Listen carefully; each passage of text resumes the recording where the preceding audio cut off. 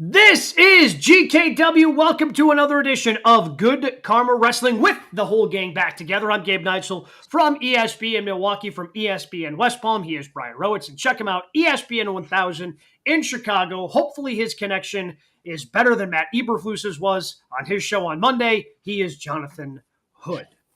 All right, boys. On both accounts, our lines are bad. His phone line and our offensive line. But thanks for asking. I have some control over there, Hood. Jeez. I'm glad we got that out of the way. I love going viral here on GKW. I'll carry the company, pal. Yeah. Oh, hey, he's our Cody Rhodes. Right there. So we have War Games coming up, and we eventually have gotten to the spot in which we thought we would arrive. OG Bloodline versus the new Solo Sikoa Bloodline. Now, there was some thought potentially, maybe they'll just do 4-on-4 War Games. No, they are doing the traditional 5-on-5 War Games. And this past Monday on Raw, the teams did some recruiting. Now, I think we can all see the direction in which it's currently heading. But if you had the pencil, if you were Hunter Hearst Helmsley, if you were the chief creative officer, how would you actually book the Mystery Men for the upcoming War Games match between the two bloodlines?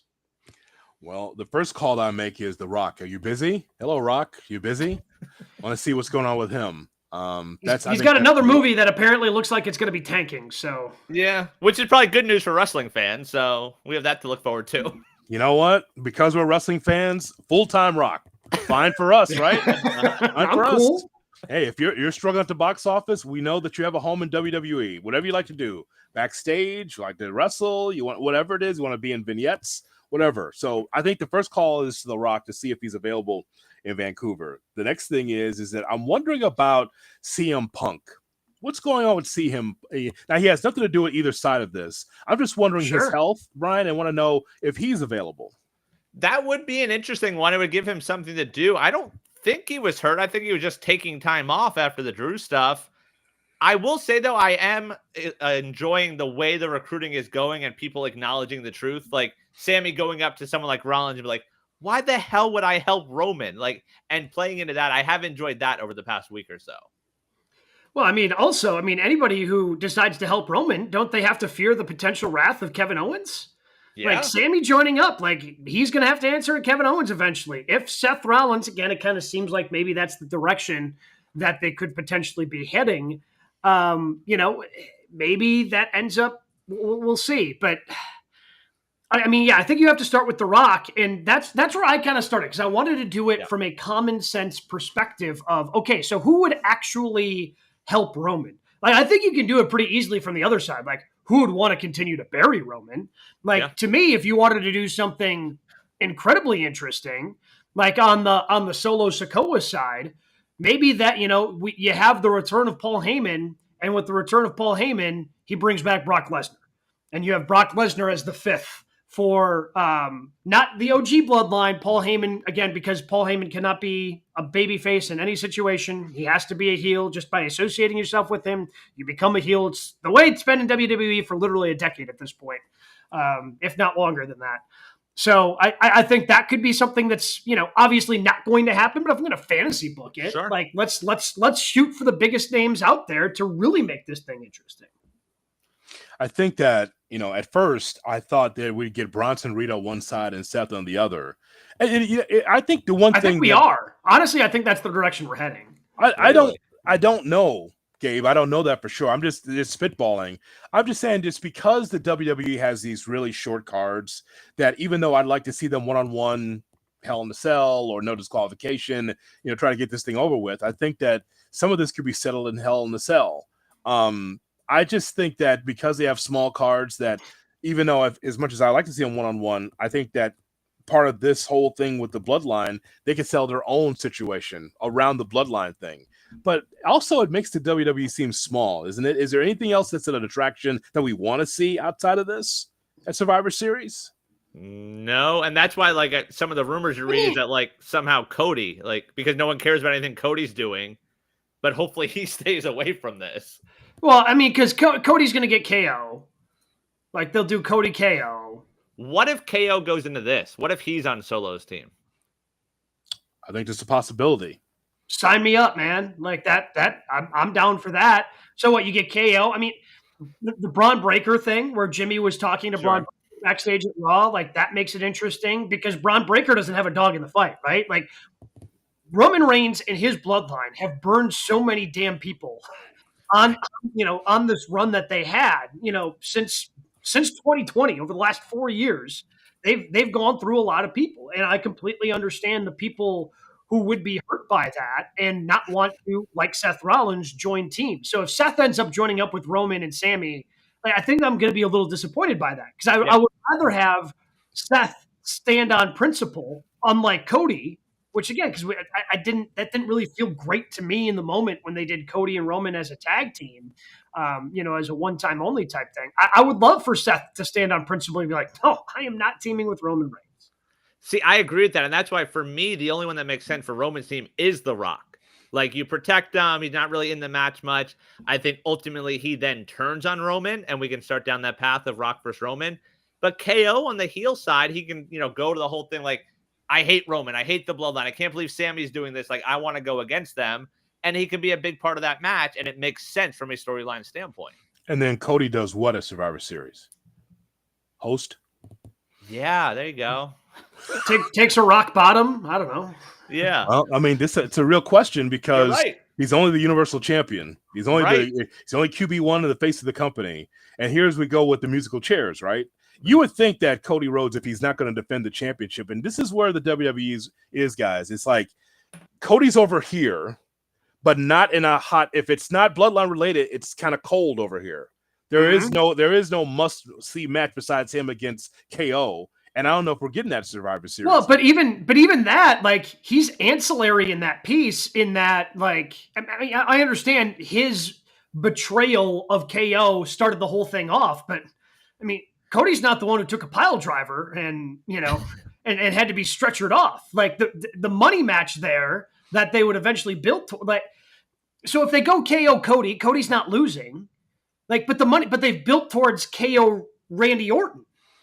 Also, KO Cody is trumped on this card big time by the War Games match. That's correct. Oh, yeah. Well, someone's got to start the show, pal. Right. So, like, that's what you're going to, like, you joke about him hosting, but that honestly might make the most sense. This is going to be another topic at some point of us talking about Cody in this title picture. It's like he's the guy, but not the guy because he's not going to be a main eventer on this show either.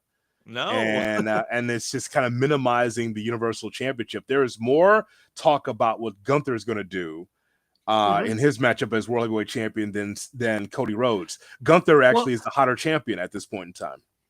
Let's go ahead and just talk about it a little bit. How far down the card is he falling in terms of importance at the end of January? Well, I guess it's February 1. Yeah. Because February 1, we also found out, because there's advertisement going on, John Cena is going to be at Royal Rumble. So you're going to have Cena. We know at some point The Rock is coming back. We have the Bloodline and Roman Reigns. Like, so is he 4? CM Punk, I put Punk above him. Assuming it's a healthy Punk, you put Punk above him. When Rhea comes back healthy, you put her above him. Mm-hmm. So at best, he's 6. It's not his fault. No. We've gone through this time and time again about how he has been booked as Universal Champion. It's just, or undisputed champion. It's not been great. No.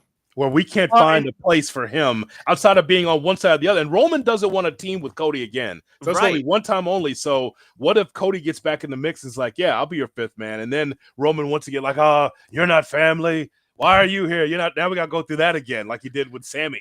And that makes Cody look bad. Like, him like, hey, guys, I'll help. Like, it's just. Yeah, like, hey, Cody. Like, he's just hitching his wagon to the Bloodline again to be relevant. Like, that doesn't help. Yeah, you're 100% right. That doesn't help Cody out either. And Seth, I think, did a interview recently saying, hey, I think we might have a heel problem here.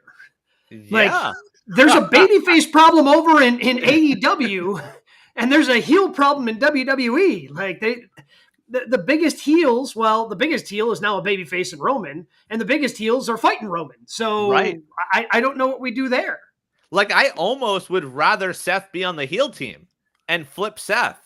And then you could build him up and he could chase Cody or do something along those lines. I know it doesn't make sense storyline because of Bronson, but like, you need another big heel. KO is going to fill that role, but also everything we've seen from KO from the past 5 years, he's not going to, forgive the pun, finish the story. Like, he's just going to be filler and just for Cody to move on to Roman part 17. Like, it's just very odd right now. Well, let me just tell you something. In this Triple H era, there is no need to be able to pick up a part-timer to try to fill the bill. There's no need for it, unless it's just a one-off with Goldberg for him to finish his run as wrestler. But my point is that there's, at this time, under Triple H, you have a roster. Utilize your roster. You got NXT. You want to bring them over. You can have an influx of talent. You're going to have this ID thing. You're going to bring more talent in.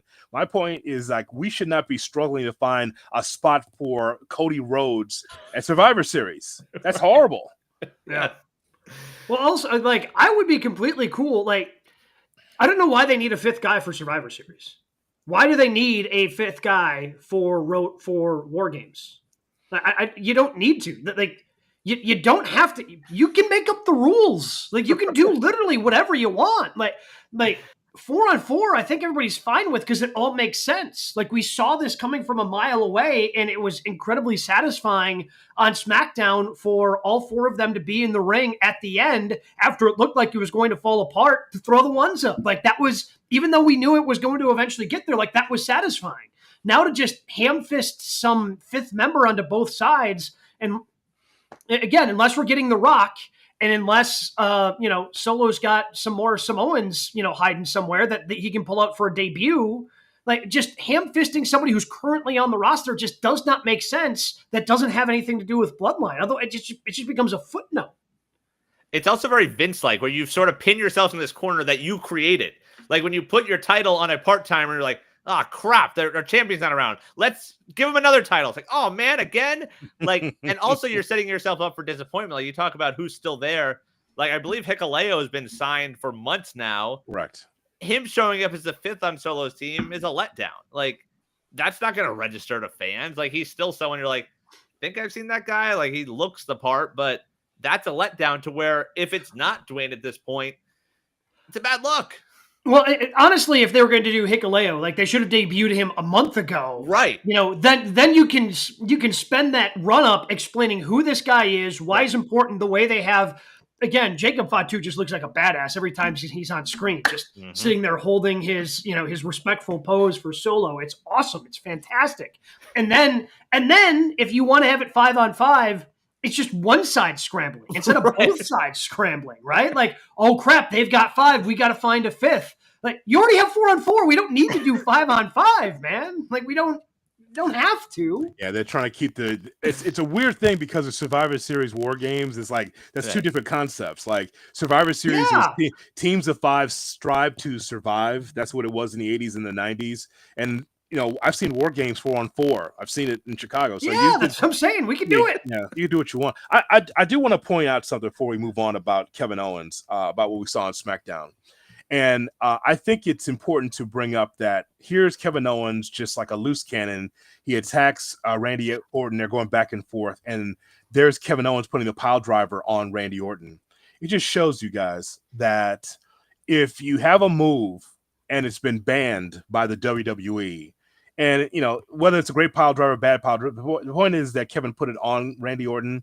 Just think about how great how Cole was and how great Corey Graves was in getting that over, because I think there's a new audience that did not realize that the pile driver was a banned move. Now, away from AEW and everywhere else where it's just a spot, where it's just a transition spot, in WWE, we have not seen that since CM Punk and John Cena. CM Punk and Cena. Yeah, and that was a time where, and by the way, that was not cleared by Vince. It was just kind of desperation by CM Punk. Like, I got to find a way to Cena. How about if I pile drive him? And, like, Vince was apoplectic in the back. Like, I can't believe, what the fuck? Why would you do? It's like, I'm trying to win, pal. I try to do everything I can do. So I just want to point out how great that was for Kevin Owens, where he uses a move we haven't seen in years in WWE. And just the reaction from Randy Orton, where, he's spaced out, looks like he's really hurt. So I just think that just advances the personality of Kevin Owens, that he'll do whatever because he wants to get back at Cody and Randy Orton, his friends. Yeah, I mean, that's not surprising. I really don't want to get into pile driver discourse the way it just kind of seemed to lose the plot very quickly, shockingly, in the internet wrestling community. Like, yeah, okay, it's a protected move one spot. It's not a protected move in other places. Like, who cares, man? Like, Well, I mean, as long as WWE sold it like they did, because to me, it was what really put it over the top was Michael Cole, and not just saying that's a banned move for a reason, but also this man was on the shelf for 18 months with a neck injury.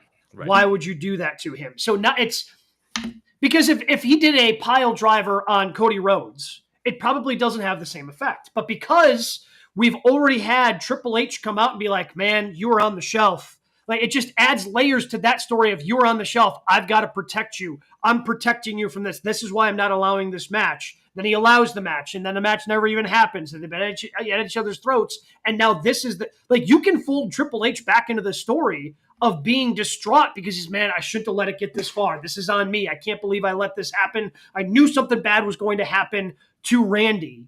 And you can fold that back into it because of the seeds that you planted a couple of weeks ago.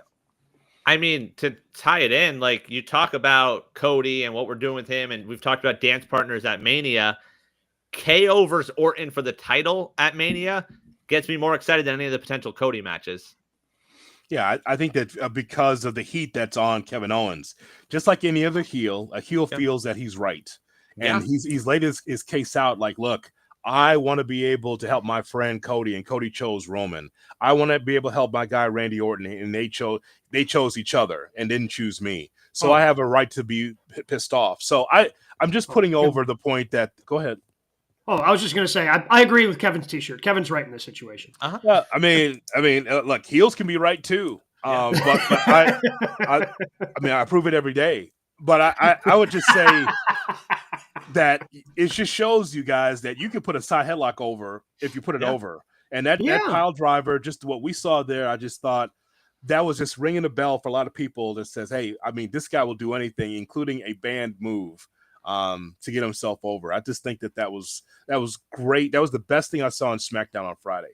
I said a few weeks ago, I said put the belt on KO for a couple weeks, put it on him, let him carry it to Mania. You do him and Orton, Cody and Cena at Mania. There's your big, marquee specialty match, and Cody gets a big spot then. I don't think he needs the belt anymore. Oh, whoa. Okay, so let me since this is fantasy book the fifth man for War Games, and now we're fantasy booking WrestleMania. Let's go ahead and fantasy book beyond there. So Orton wins at Mania. Uh-huh. And we get Cena Orton at some point for the title. SummerSlam? God almighty. No. You in or out on that? Yeah. No, I'd rather not. No. Really? Okay, all right. No. One more time? I don't think that Cena needs the championship anymore. Does he need it? Yeah, but they want to get him. They want to get him to break the record. Yeah. Wow. And the record's not even the record. That doesn't matter. Yes, it does. It does matter. We're making up numbers. Like, the number we've made up, we need Cena at the top of it, so it's not Flair. Like, that's all that is. It really is Ric Flair, 2024 or 2025. Just put the title back on him because people need nostalgia. They remind about the young locker room and you're growing the business. Rick any ideas? I mean, he's going to want to top him. I'm just telling you. Come out there with that purple shirt. All right. You know what? I will not put the title on Cena if it tempts Ric Flair. When Ric Flair is NWA champion in 2025, you remember that's your fault, Hood. When he's wearing that NWA title once again, it's your fault. You know what? That'd be great. Actually, somebody in NWA would be over. Shout out to Tom Lassiter. Just saying. It's not wrong. It's not wrong. Yeah. I don't know if he was supposed to say it, but he's not wrong, even though he did say it. We dive into some of the other top stories in the world of professional wrestling. We call it the 3 count here on GKW. What do we got at number 1 this week, Brian? We also found out on SmackDown for the first time there will be a Women's United States champion. Who do you want to see as the first Women's U.S. champ? So scouring the roster, I came up with 2 names. And there's one name where I kind of feel it's going to be just because, and it's kind of odd because she's the only horsewoman that's active right now in the WWE, in Bayley. And I think it could be Bayley. Who I want it to be is Chelsea Green. I feel like this would be a great reward for Chelsea Green because, look, I don't know if Chelsea Green's ever going to be the WWE Women's Champion, the Women's World Champion. I don't know if she'll ever do that. But the work that she has put in since she has been there, however long it's been at this point, has been spectacular. It has been phenomenal. And I think rewarding her with that being the first ever U.S. Women's Champion in WWE, I think would be a tremendous honor for her and a kind of tip of the cap, like, hey, you have been doing phenomenal work. Here is your reward as the first ever U.S. Women's Champion. Man, there's a lot of championships. God almighty. A U.S. Women's Championship. And no word yet on if it's brand exclusive or we'll see it on both shows. So it should just be it should be on all three. Yeah, I'm guessing it's going to be both shows, just because because they would have done a Women's Intercontinental Championship belt on Monday, right? Wouldn't they? They would have followed it up on Monday with the Women's Intercontinental Championship. I think it's going to be defended on both. Gabe, just get people over. Right. I mean, just we're just slapping championships on everybody. Okay. So I'm thinking it's going to be something outside the box. Some people we haven't seen in a while that come back and be part of this, like Asuka, for instance. Where's she been? Yeah, I mean, she's a Hall of Famer, by the way. She's been getting stuff stolen on her front porch. That's where she's been. I have I did not put her on my Hall of Fame ballot for Wrestling Observer. I probably should have when you go back and think before her WWE career and what she's done. I mean, she's been great. I just threw Asuka on there. What's going on with Alexa Bliss lately? She's still waiting to get creative from WWE. I don't know. She at home? She posts stuff all the time of her in the ring working. Yeah. I'm thinking about these people that's not in the company right now that can make a return and they could be champion to kind of freshen things up. But that's the thing. Like, I feel like the point of this belt should be to get someone over that isn't in the title picture, because a lot of times we see the same group of people fighting for the actual women's title. I agree. I also wrote down Chelsea Green.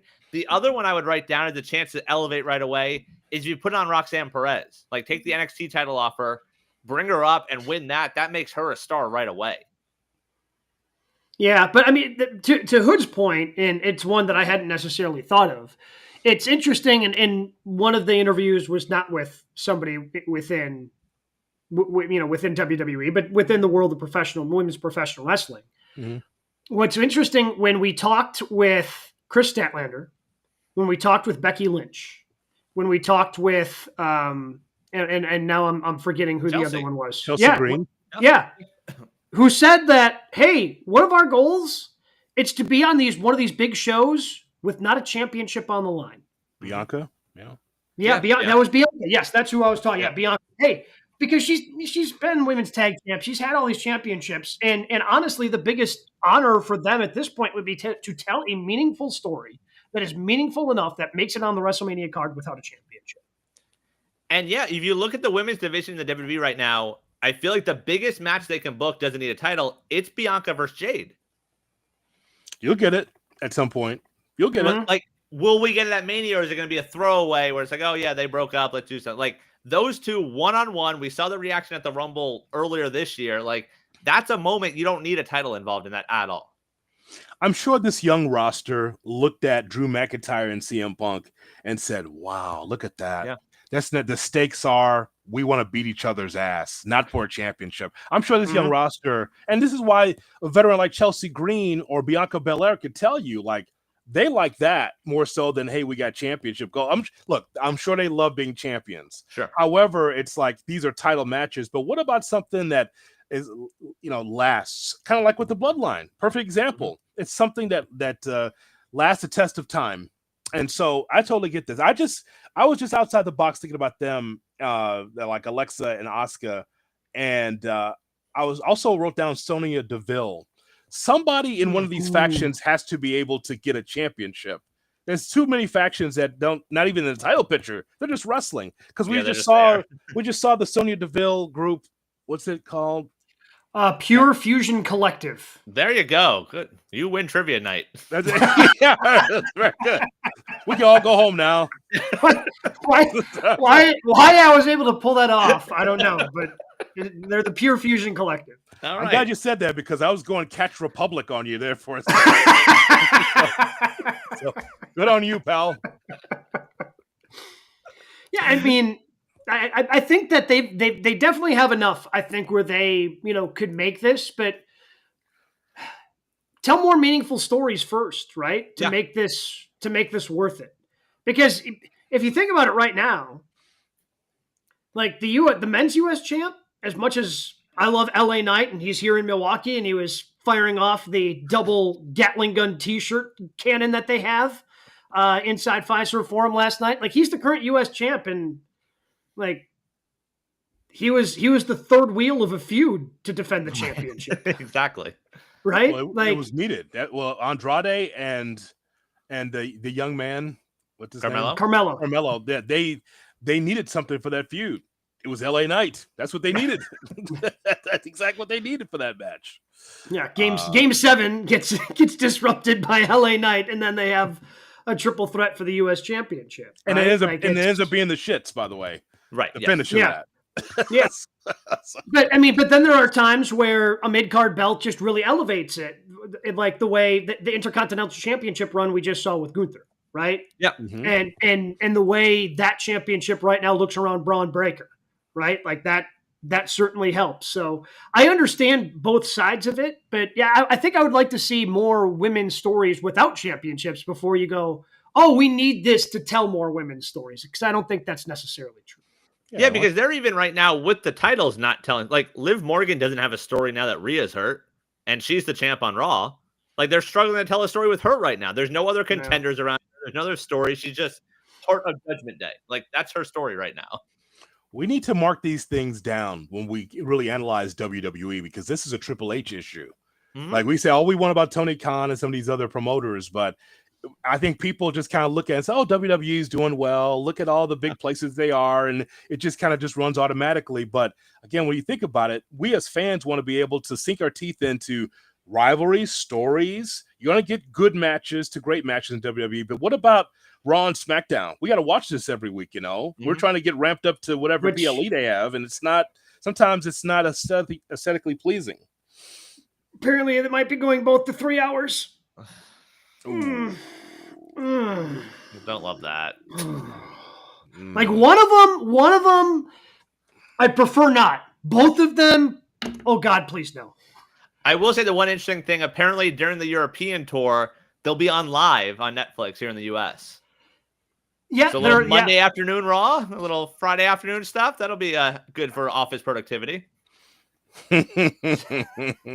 Mondays will be a holiday now. Well, we gotta watch Raw every week. Me and Hood have morning shows. We'll be fine. Like you're the one, I guess, where it's going to affect you more than it's going to affect us. Then that's more of just a warning to the ESPN West Palm office that it'll be on in the office. We have a TV. That's how big this company's been, by the way. I love. We went through the schedule the other week, Gabe. Like, my God, like they're just going international, all international, right up to WrestleMania. Yeah.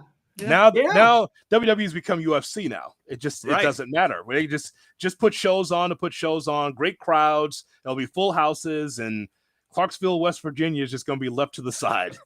They're just not coming to your backyard anymore. Maybe they'll get NXT on the CW. If they're lucky. Maybe. If they're lucky. Sometimes I watch that show and I don't get NXT on the CW, and I'm watching it.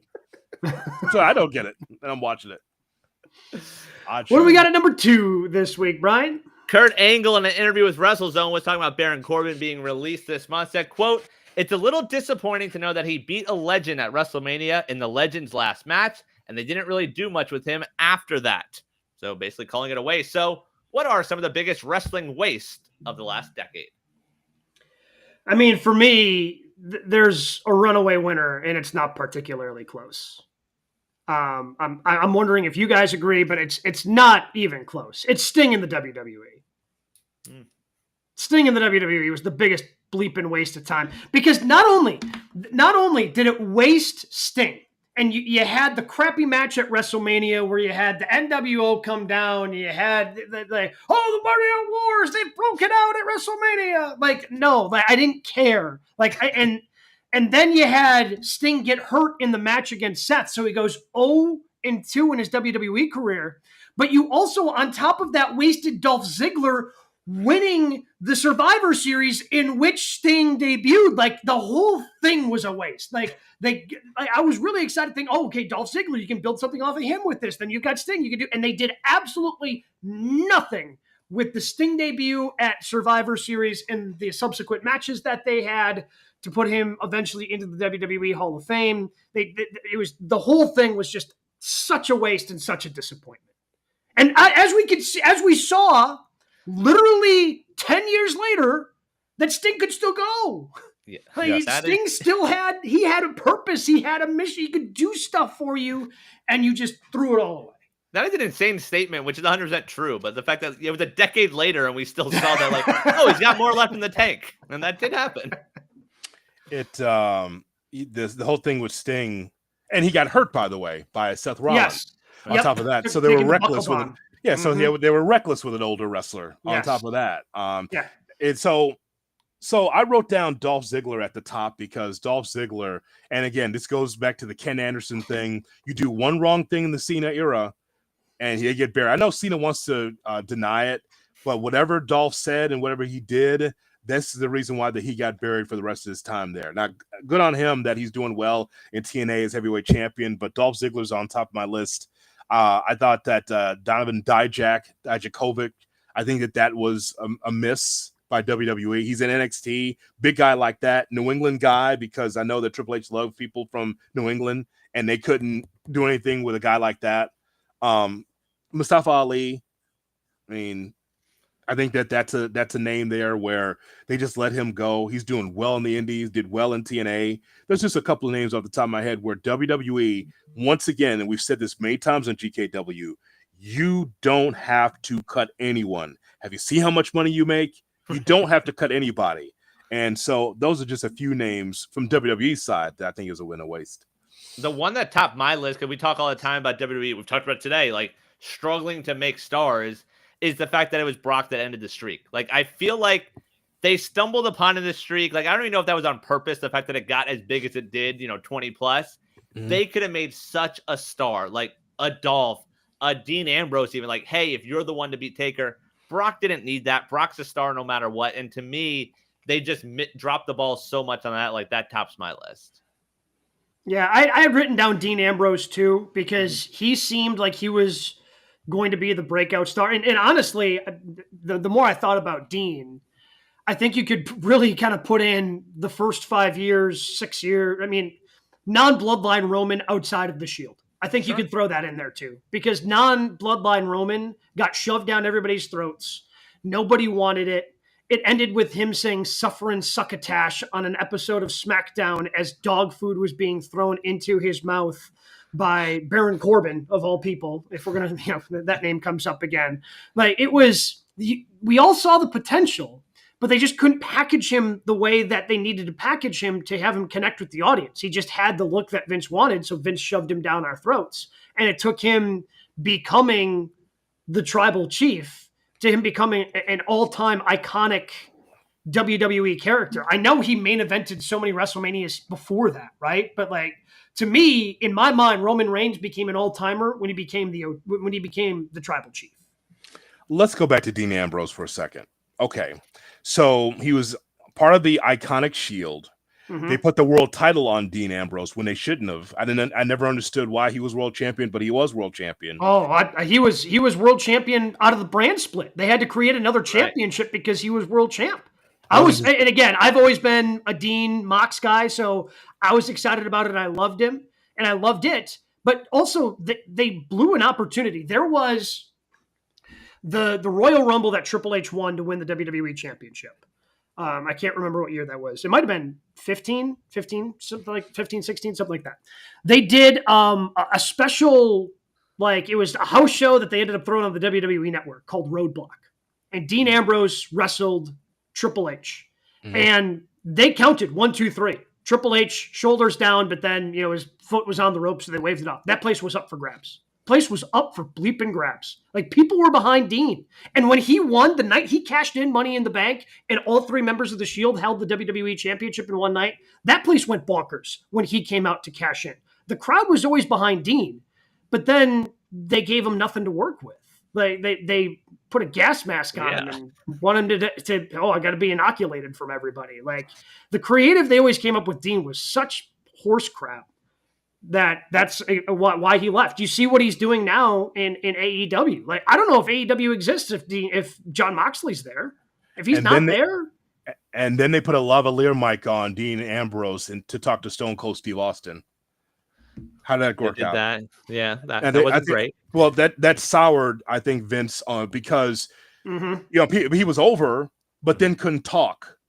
Imagine this Jon Moxley in WWE at that time. Now, that's what we're talking about right there. But he was never going to be that guy, Gabe, Brian. He was never going to be that guy on that level. Shaved head, dangerous, kind of Terry Funk, Dick Slater type guy where he's unpredictable. You don't know what he's going to say. You don't know what he's going to do.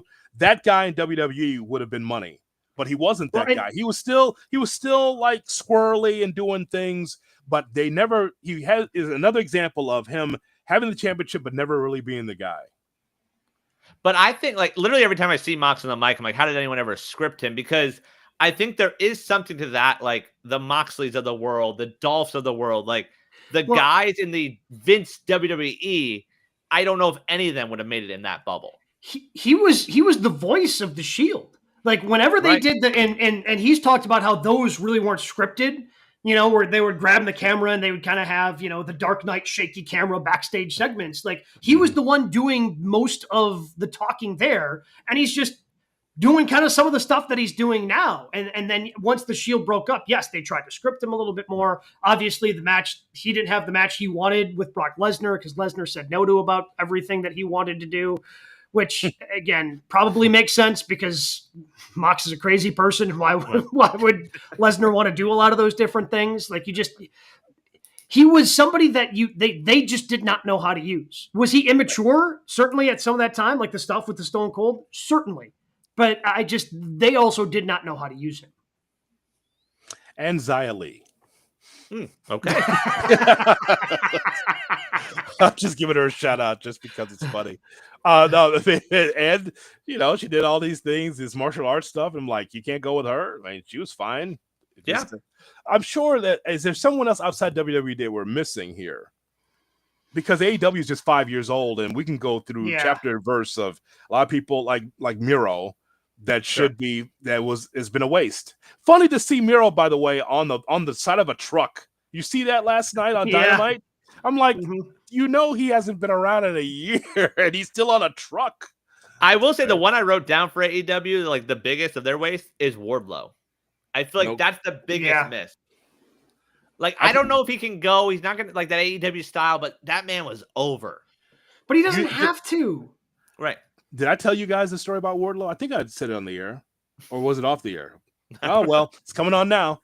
The story about Wardlow, like, several times gets the call, need you to come to Collision, pal. Like, okay, come to Collision. Brings his suitcase, comes through the back, goes to the locker room. Got nothing for you. So wherever he lives, gets on the plane, works out, brings his gear, got nothing for you twice. That's unbelievable to me. Like, you can't do anything with Wardlow? Right. Really? It's so stop and go that he'll never get over in that company now. No, because I was there when he won the brass ring. They were in Orlando. Him and MJF were still together. And that reaction is like, oh, people want to see this. And I'm part of it. I'll give AEW the benefit of the doubt. Like, whatever happened with MJF, obviously it played into that because that would have been a big payoff also. But they still just the start and stop, like you said, like just completely dropped the ball there. Well, but so he somehow picked up the pieces of him, doing 1,000 powerbomb symphonies to MJF, and then they have nothing for him, right? He picks up those pieces. He makes return. People still love him. He's still incredibly over. He's a part of the Undisputed Kingdom, and now he's not. And he gets a haircut. You throw a haircut. Oh, yeah, I forgot about the haircut. About the haircut. Listen, for everyone listening to this podcast or watching on YouTube, if you have a non-wrestling fan in your family, just set them right next to you and ask the person next to you, which one of these people are the world heavyweight champion? And it'll be the people that's not over, I'm sure. Right? So set your spouse down and just put on Wardlow. Is he the champion? Nope. He's never on TV. He's not. Nope. Same thing with Brian Cage and all these other guys. At least Brian Cage is on TV now. He's still losing. Again, I don't know the last time I saw Brian Cage actually win, but hey, he's on TV at least.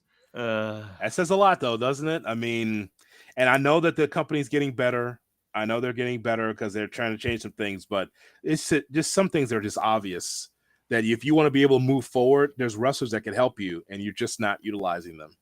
Well, when they have somebody like that and they don't know how to use it, I think Brian was talking about it, Brian Danielson, when he was still in WWE, of how he worked in the land of the giants.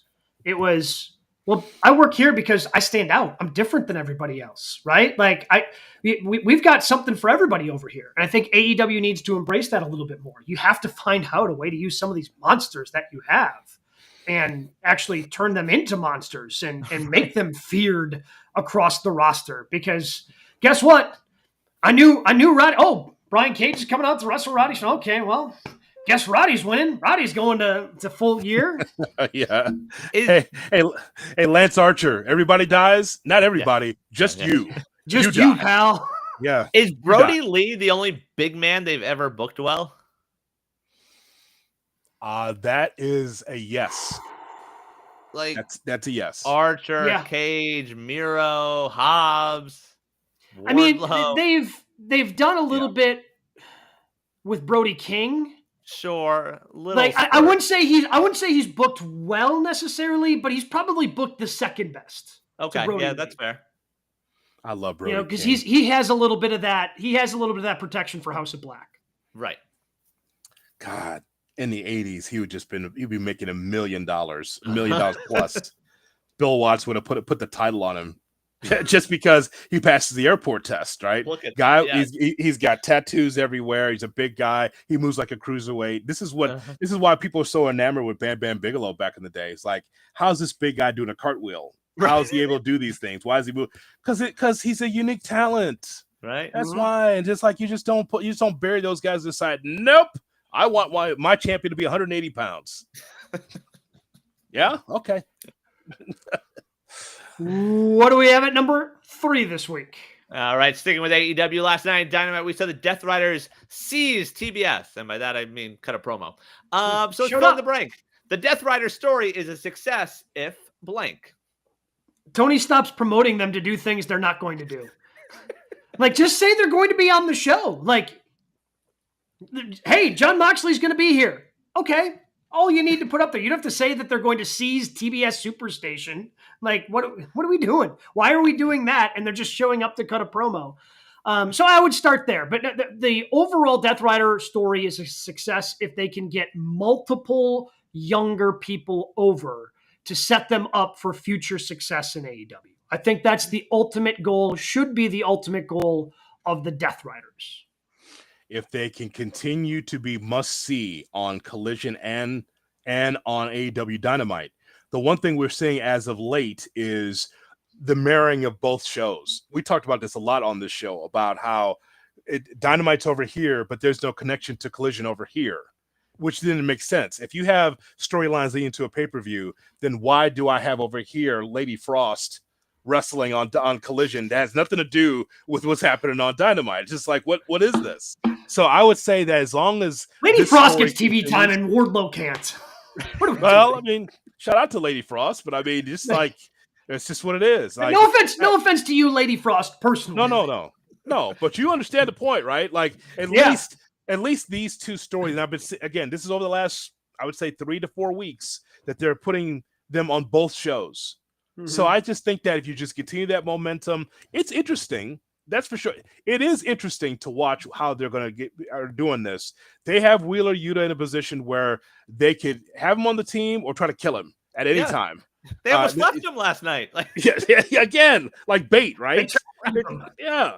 So that's why if Darby doesn't jump. If Darby doesn't just do a swanton bomb into the hood, into the bed of the truck, Wheeler would have been left behind. Yeah, he would have to hitchhike home. I like what they had there. Something else too about that audience in Connecticut. Was sure it's not Stanford? That was rough. very sure that it's not Stamford, Connecticut. Okay. They will be offended. They will be offended if you call it. I heard those people in Bridgeport were they actually finally woke up like, wait, we're not in Stamford, we're in Bridgeport. Who cares? You're a lousy crowd. They were lousy. They were a terrible crowd. I don't know why they went there. And here's the thing. I think that crowd, first of all, it's Connecticut, so it's a WWE crowd. Mm-hmm. If they went to Hartford, if they went to Bridgeport, it's a WWE crowd. It's a WWE state. So I think that it's funny we talk about Dean Ambrose. I think that the fans were cheering. If you notice the Jon Moxley promo, it was a color by the numbers, basic heel promo, and the fans were like, "Yeah!" I think they were cheering Dean. I think we recognize that guy. Like, yeah, that's you know the guy what? with the gas mask. You know what? Dean, the guy with the gas mask. Dean, no, he just gave a heel promo. He's against the company. Yep, Dean, great job, Dean. I think the audience was confused right there because that didn't help business at all. No. And that's the thing. So apparently with the Death Riders, the reports this week is that Mox is booking it all and Tony just sort of gives final approval. So to me, the success is what we talked about a few weeks ago. We talk about Darby, we talk about Orange, and how eventually they'll probably be the one to be world champ. I want us to believe that whenever they get there. Because we've all said, like, when you look at those two, you're like, I don't really see him as world champ. If we build them up enough to where when they eventually win the title, it's like, all right, that's the right move, then the whole story is a success to me. Well, and I trust, again, some of the best stuff that AEW has done in their history, it seems like the wrestlers are in charge, whether it's Bryan Danielson and the way he was able to tell his story, whether it was, and obviously Sting had a lot of say the way he went out. Now, I'm glad that Tony overruled him and said, no, you're winning the tag team championships, because I think that made sense to end his story in AEW. He did also overrule Bryan to say you have to win the title. So are those the best things that he does? Like he overrules and makes people win championships when they don't want to win them? I think so. That's what we're learning. Just no Sting, damn it. You are winning the tag team title. No, Bryan, stop it. You're winning the AEW championship.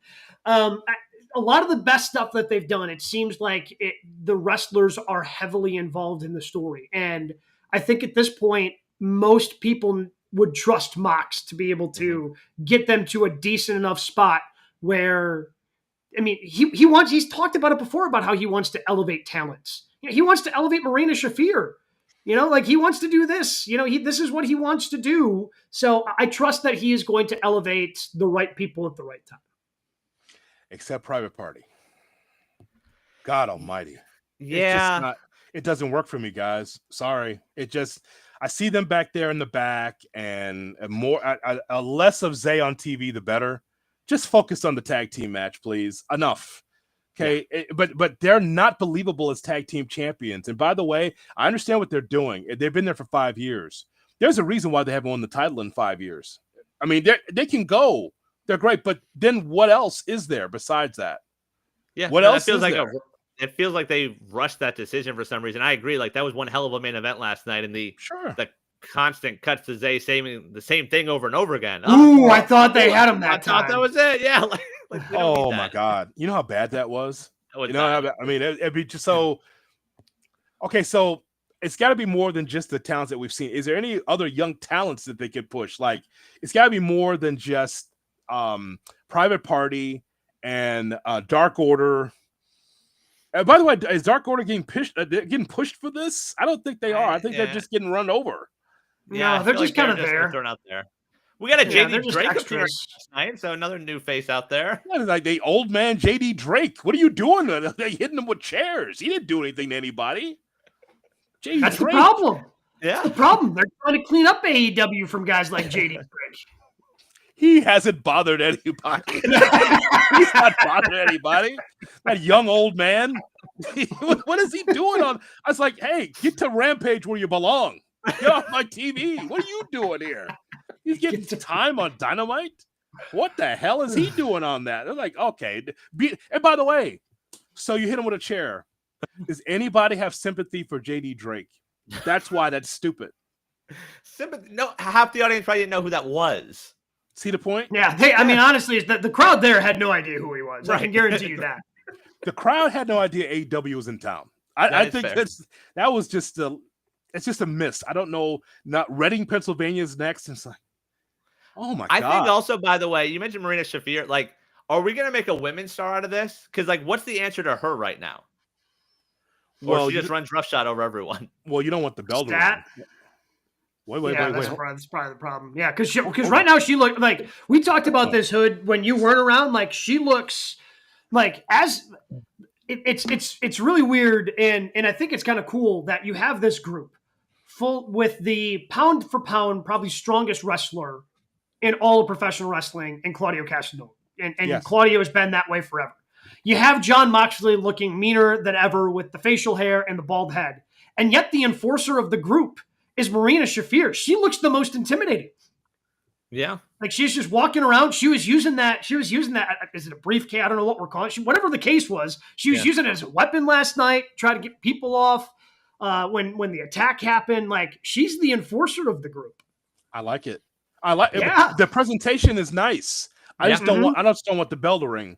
I think where she's doing right now is fine. But she wrestles barefoot. That's what got Mox's attention. That's a mistake. It's a bridge too far.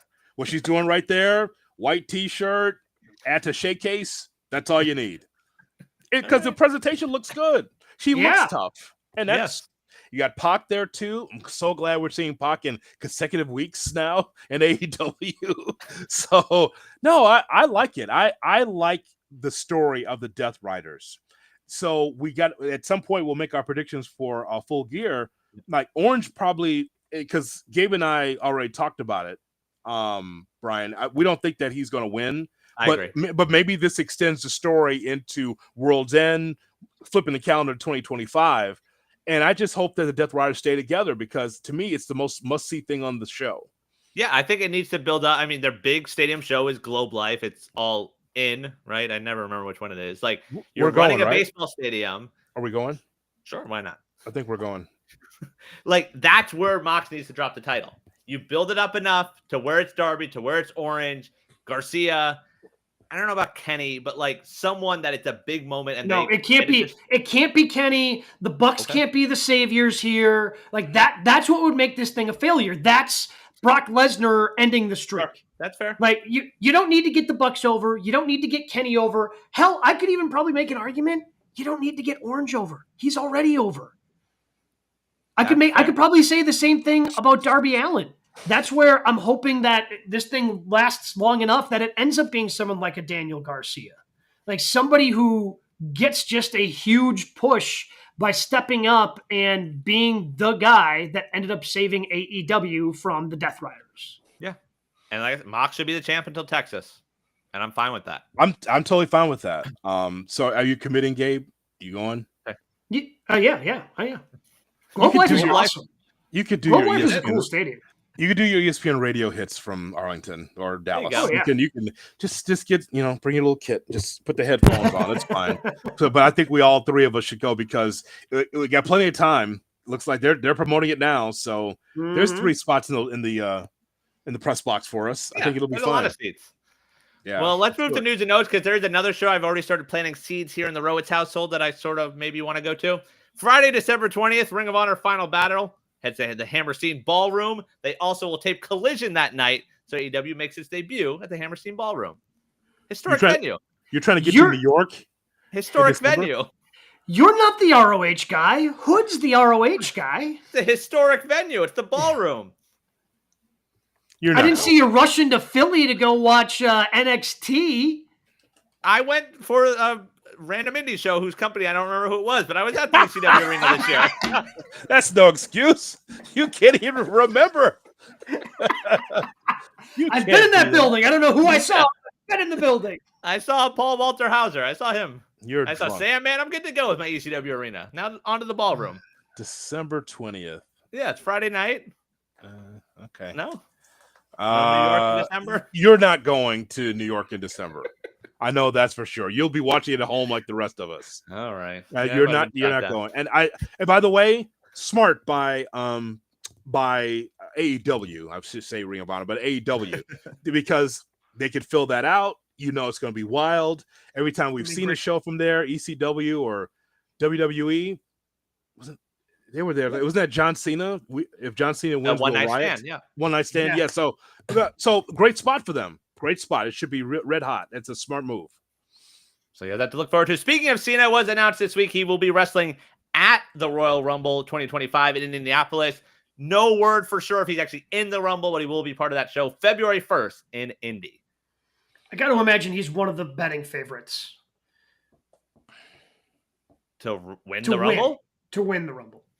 Who's that? His name, Cena. His name will be in the top 5 of betting favorites to win the Rumble when we get there. Mm-hmm. And so he chooses Gunther? Is Gunther to be the champion at that time? Is that something you want to see? So the money is in Cody against Cena at WrestleMania? You want to see that? That's a great night 1 match. Night 1. I mean, those guys will promote the hell out of it. They'll work the talk shows. They'll do all that. Cody Cena. Here's the problem. Cody Cena doesn't need a belt, though. Right. Oh, I agree with you. Oh, no, there's 100%. So you want to see Cena turn heel? I don't think Cena needs to win the Rumble. I cannot express to you how much I would love for the WWE to wait until the last couple months of his career to turn John Cena heel. To wait for that long and then, last 2 months he's going to be a heel. That would make me so happy. It would warm my cold wrestling heart. It would make me so. I mean, just to see a glimpse, that whole thing with Bray Wyatt when he had the NWO shirt. I think about that at least once a month. Just the idea that John Cena had the NWO shirt on and like da. I was like, yes, him as a heel, yes. I think he could be a really good heel. By the way, I think he could be a really good heel. Yeah, I don't know if we're gonna see that. But if Cody against Cena wins in the promo battle, it would make him a heel. He would kill Cody in the promo battle, don't you think? Yeah, I mean, not the way that he killed Austin Theory, but yeah, he's gonna win. Well, I mean, listen, if it's the Cena that we know, Cena could bury Cody. He's like, I was a champion long before you, and now you're the champion now. But if you beat me, you beat a legend. If I beat you, you're as it never was.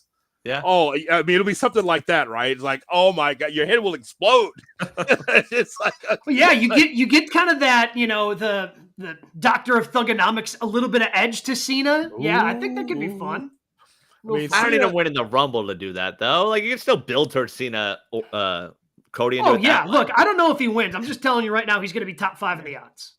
All right. Well, I mean, come on now, Brian. I think that Cena in the Rumble, he's going to draw like 26 or 27. Right. And it'll get a reaction. I find it weird they announced it. I know we're going to expect Cena all year, but why not just make it a surprise? You got to have, you got to have Cena at that first Raw on Netflix. But you can still have him pop up here and there and then take a month off and then come out in the Rumble, his music hitting. That's a big deal. Now we're going to expect it. I don't know. It takes away from it a little bit. I love the idea of what it looks like with Cody and Cena. That'd be really interesting to see. I don't know the finish. I'm just saying those two on a build to a big match would be amazing. Mm-hmm. Well, Cody might not have anything to do with Survivor Series, but he does have plans this weekend announced tonight. He'll be the guest picker on College Game Day. Second time this year, a WWE wrestler will be the picker. Sheamus was one in Ireland for Georgia Tech versus another football team. Cody will be doing it for Georgia versus Tennessee in Athens. Oh, at least you're still calling him a football team. That's good. Yeah, I know. They were at that time. So sad. Good for Cody, man. I think he'll do great. I have no doubt that he'll do great. He'll be able to hack it up. Clearly having McAfee a part of Game Day to me is a huge connection for getting some of these WWE guys on. And an FCC violation. Also, that's part of it as well. Yeah, McAfee's good at that. But Saban also, he's not free of blame on Game Day. That thing is now, it's that whole language thing on that show. That was a good, wholesome show once upon. And it doesn't offend us. Oh, are you kidding me? For 3 broadcast professionals, though, yeah. I mean, it's on a regular basis now. Every week you expect it. It's something. That thing there now, it's raunchy. Take that, Big Noon. You can't do that, Big Noon. That's right. Will we ever see an AEW guest picker? I think closer to Big Noon than Game Day. Is that fair? Okay. Yeah. Because I feel like one of their TV shows is going to be like on FS1.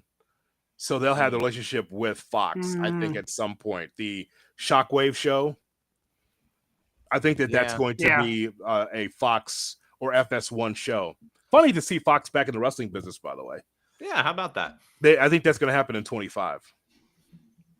And finally, in news and notes, Speedball Mike Bailey in some headlines. He is no longer listed on the TNA website roster. Reportedly, his contract has expired as of November 1st. He does have one match announced coming up November 30th. WrestleCade in Winston-Salem. It'll be Speedball for Shelton Benjamin for the first time ever. So Speedball dropped the title in TNA? Yep. Okay, so that's why. Well, you know what? Hell of a year for TNA and hell of a year for Speedball. Yeah, they've had some great crowds, sold out crowds this year in the post Scott D'Amore era. So good for TNA. Like, people talk about AEW attendance all the time, rightfully so, because they keep going to these big buildings and drawing the same 2,300 fans. But here's TNA saying, here's, we're going to retrofit what we have. Here's a 2,000 seat building. Here's a 1,500 seat building, and we're going to sell it out. It's going to look good on TV. So good for and Mike Bailey, boy, very impressive this year. He's had some really great matches that I've seen in TNA. He's one of my favorite parts of Mania Weekend every year because he works basically every indie show in town. Do we see him in the Continental Classic, which was announced will be starting in a few weeks? Sure, why not? Come on in. So I'll see him in Chicago in a couple of weeks when AEW's here. That's right. They kicked that off the Wednesday before Thanksgiving, the traditional Chicago show. Brother, let me tell you something. That Uber is smoking outside for me to run out of the building on the night before Thanksgiving so I can get out of there. Let me tell you something, man. The night before Thanksgiving, the drinking and the everything, it's wild. I got the Uber waiting. It's like, all right, be right there. I'm out 9:30. Just don't leave me, please. Please don't leave. I got to get out of here before it just goes completely nuts. You're going to miss out on Ring of Honor, though, that night. Yeah. He's got Honor Club. He's fine. I do have Honor Club. I don't know how to cancel it. Wait. Oh, so it wasn't just a Japanese thing? You can't cancel the English one either? Well, turns out it wasn't a language barrier. Wow. Big upset there. Sad. What did you guys have for your matches of the week? Okay, so Collision, Outrunners against Top Flight. Oh. The Outrunners is exactly what I grew up watching, guys. Flexing, tanning. If Jimmy Garvin and Jesse the Ventura were a tag team, they'd be the Outrunners. That's exactly what they are. What was shocking to me, because they still flash like their AEW record up on the screen. What was shocking to me is that the record was 3-2. I just assumed that they had wrestled more than 5 times on AEW television, as much as I've seen them on television. It's inaccurate, and it's a lot more losses, by the way. We've seen them as jobbers, so I don't know what. Yeah. So they weren't over then, so it doesn't count. Yeah, maybe it was 2024 record, but I remember just seeing 3-2. Maybe it was just this year. Maybe it was in the last 5 matches. I don't know. But I saw the record at 3-2. I'm like, I could have sworn they've been on more TV matches than that. This is when you find a niche for yourself and say, you know what? We can't get over just as modern wrestlers. Let's take it all the way back to the 80s with the fanny pack and the tan and just like the crazy hair and just the whole flex thing, because that was a big thing in the 80s. Everyone had to flex their biceps. Everyone to show handshake. So, just the Mega Powers handshake. Come on, come on, Gabe, give it to me. Give me the the old handshake. So I mean, they're bringing all the stuff back. It's a retro act, and by the way, they can also wrestle. Yeah, and they're selling merch. So if you're AEW, you're like, all right, why not?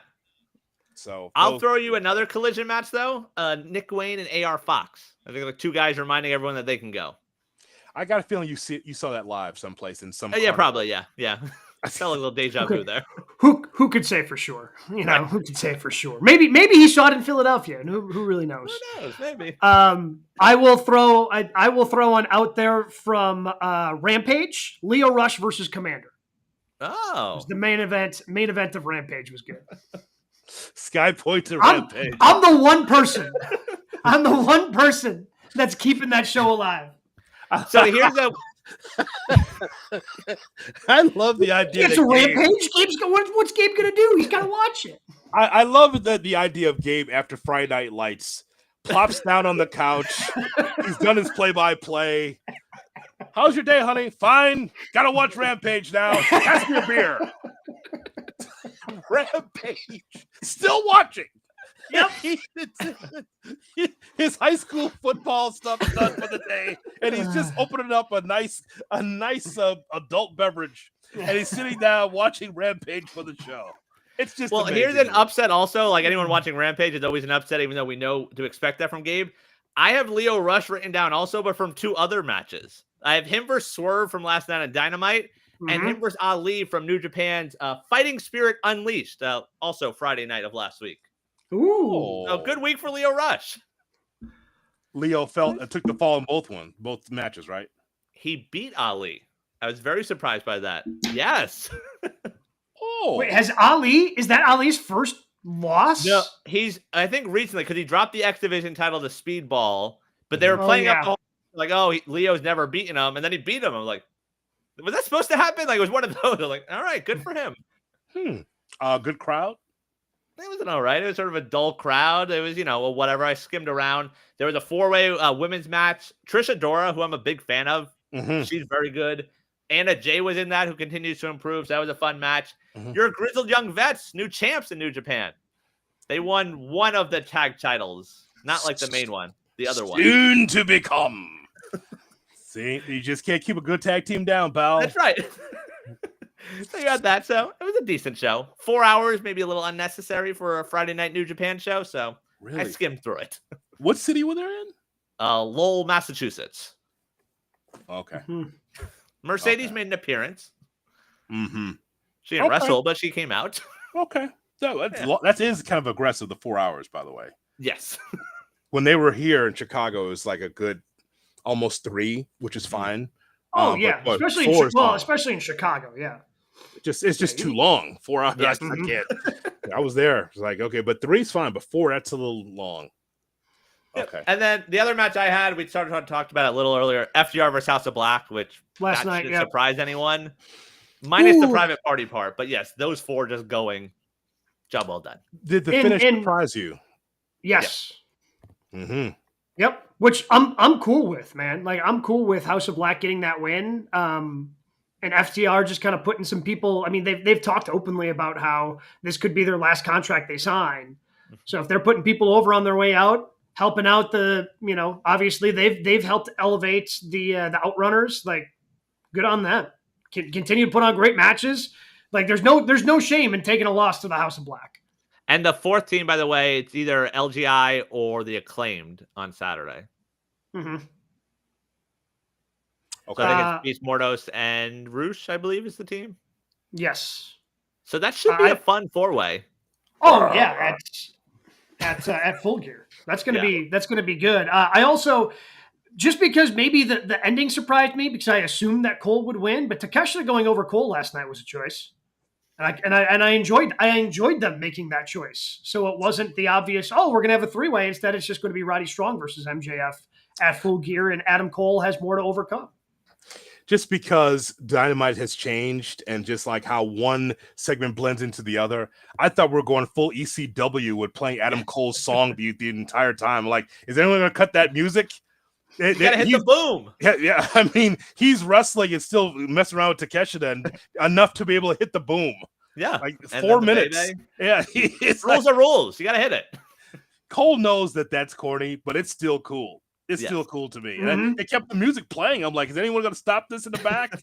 Nobody? No. All right. Well, if it's going to keep playing, I gotta. Yeah, I just thought, just play it the whole time. That's what I want. The whole show. Cage and Page against White and Robinson to start off Dynamite. Pretty solid match. 4 solid veterans there. Yeah. Very good. Yeah, more juice, the better. I'm always a fan of seeing him in the ring. Hey, man. Yeah, especially now he's back and healthy. Yep. He's very entertaining. He's a madman. Very entertaining. Yeah, I love it. I love the entertaining.